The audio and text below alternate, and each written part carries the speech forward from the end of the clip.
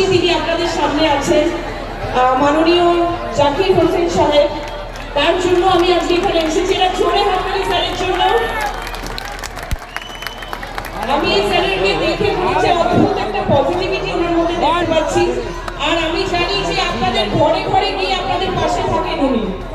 তো 23 তারিখ, এই আগামী 23 তারিখ 23 এপ্রিল কোন চিহ্নে, জোড়া ফুল চিহ্নে ভোট দিতে হবে। আমি তার জন্য এসেছি। আমাদের মাননীয় মুখ্যমন্ত্রী, আমাদের সবার প্রিয় দিদি, আমাদের ঘরের মানুষ, মাটির মানুষ।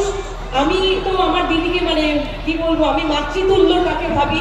সব সময় আমি অনেক ভালোবাসা, অনেক আদর পেয়েছি ওনার কাছ থেকে। যখন যেখানে বলেছেন আমি চলে গেছি, কারণ এরকম মানুষ সত্যি হয় না। মনে হয় যেন আমার বাড়ির মানুষ, মানে আমার মা। এতটাই ভালোবাসা পেয়েছি। তো আমি তার মুখের দিকে তাকিয়ে আপনাদের এটাই বলবো যে আপনাদের 23 তারিখে 3 নম্বর বোতাম মনে থাকে যেন, 3 নম্বর বোতামে টিপতে হবে আর তৃণমূলকে জয় করতে হবে। তাহলে কিন্তু তিনি আপনাদের সবসময় পাশে থাকবেন, এটা আমি কথা দিচ্ছি। আর